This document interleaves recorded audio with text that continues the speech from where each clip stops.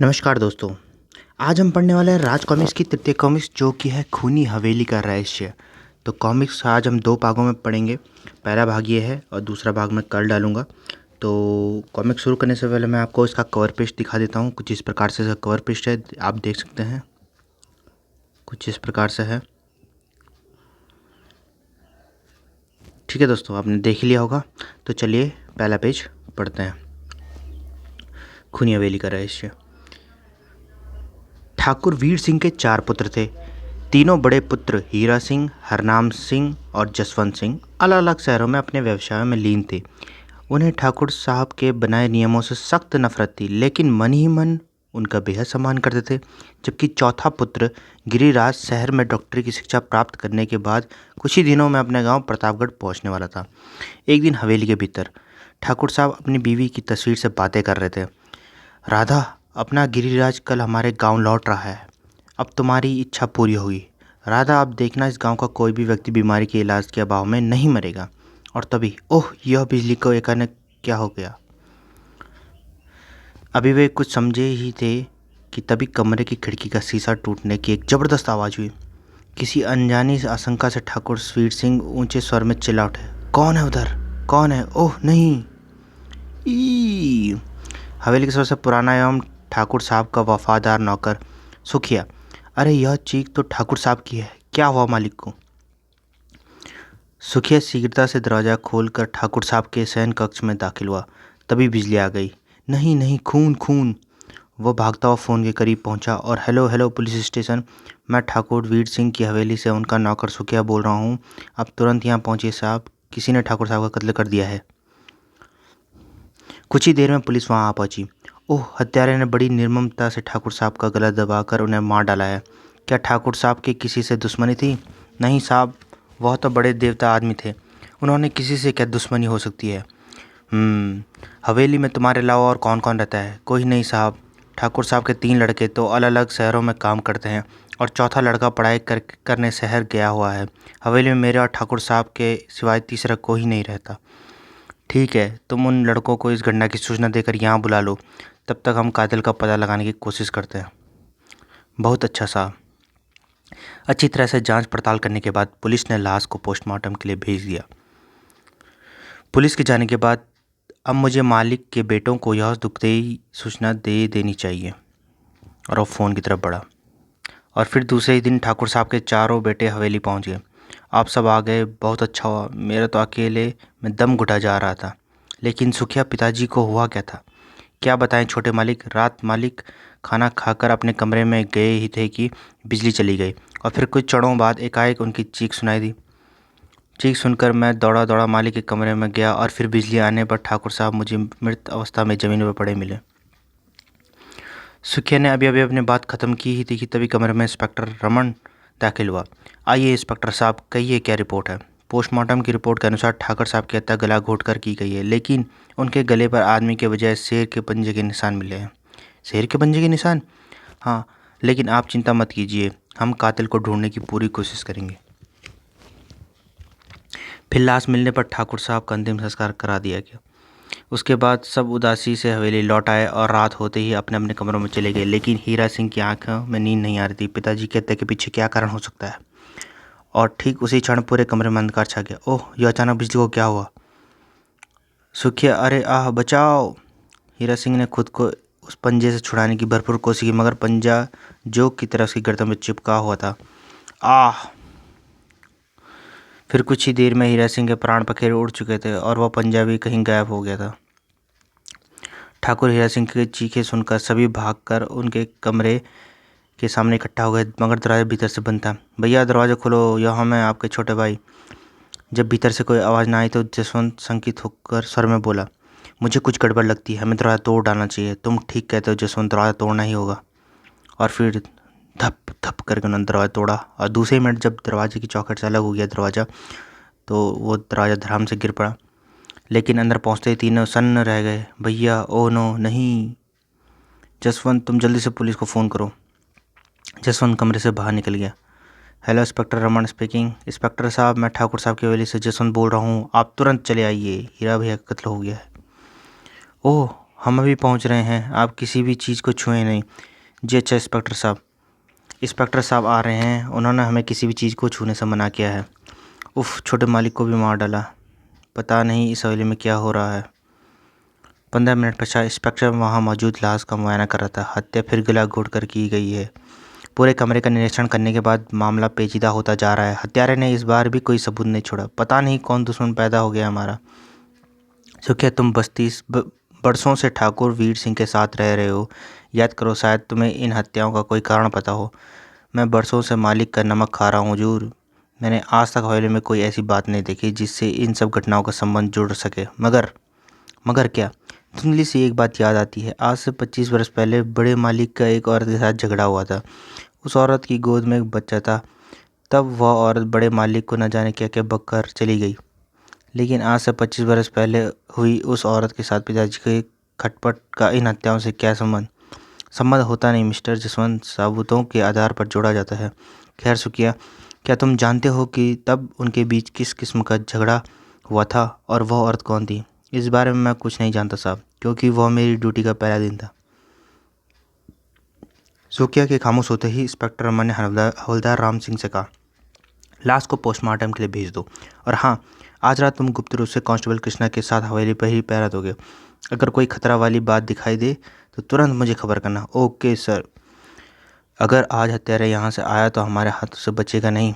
हाँ भाई, तरक्की का सवाल है। उधर हवेली के अंदर हरनाम जसवंत एवं गिरिराज, पता नहीं यह क्या हो रहा है हवेली में।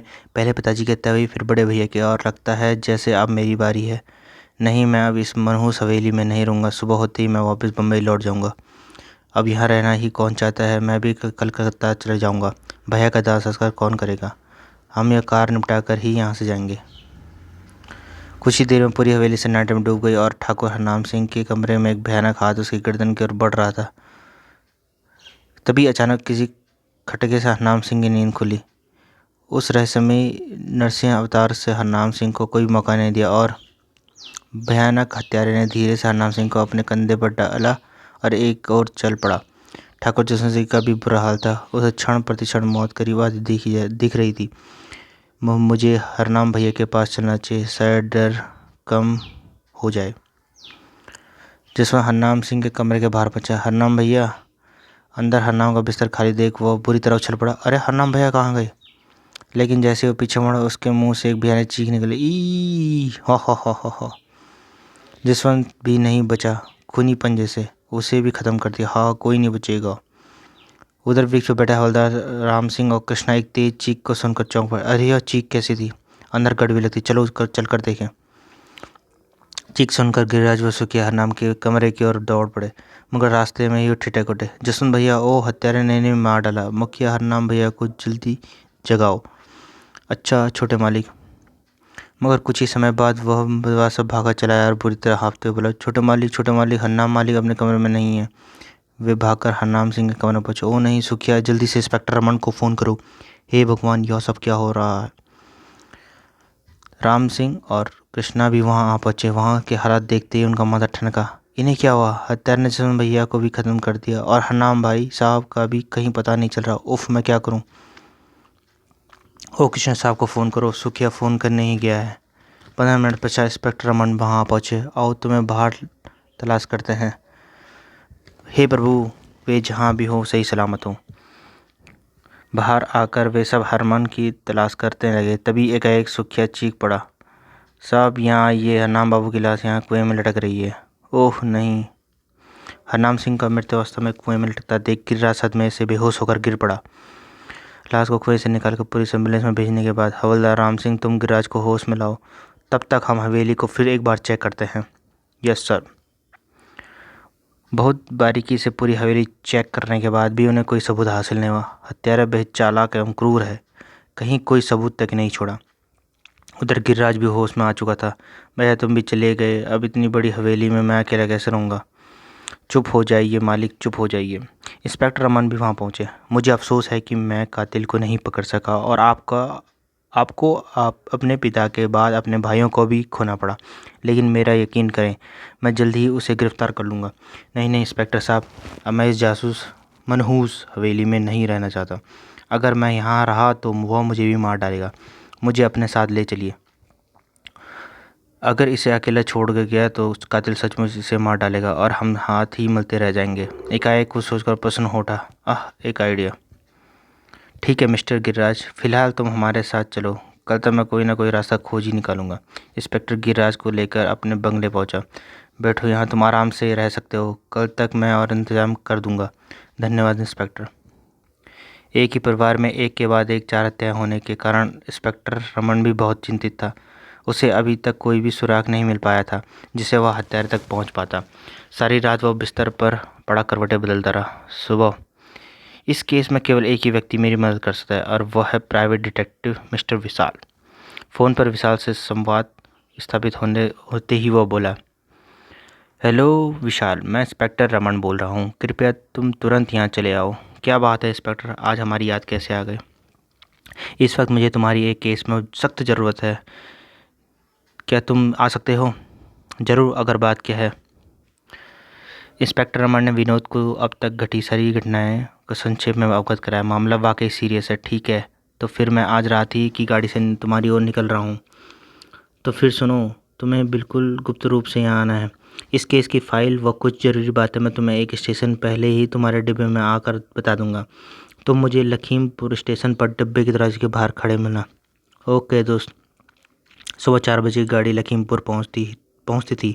रमन कुछ जल्दी पहुंच गया। 4 बजने ही वाले।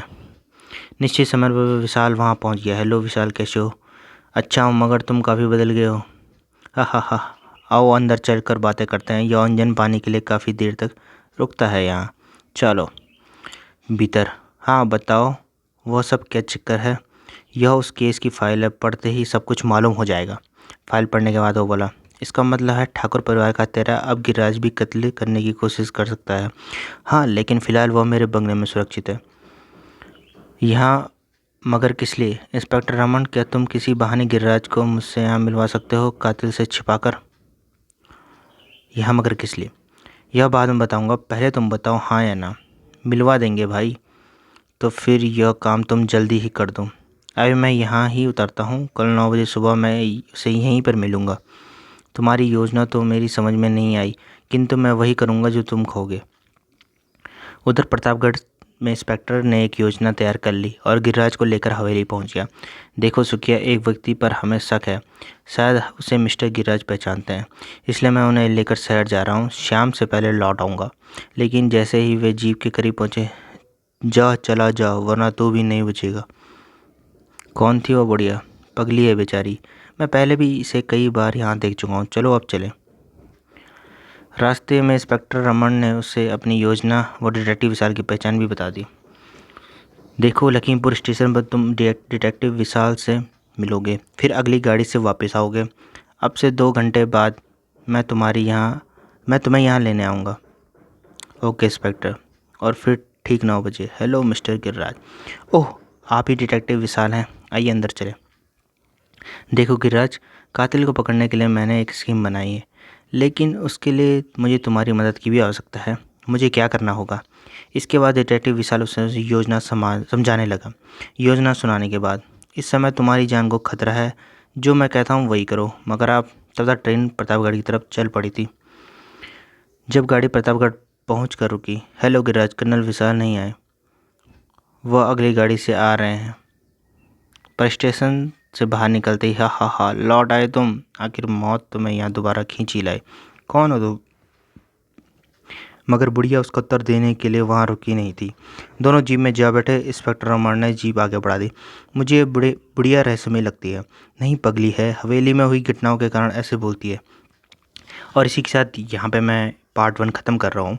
अगर आपको पार्ट 2 भी पढ़ना है तो इस चैनल को सब्सक्राइब करके रखना और बेल नोटिफिकेशन ऑन करना, ताकि आपको जैसे ही मैं पार्ट 2 डालूँ वैसे ही आपको नोटिफिकेशन आ जाए।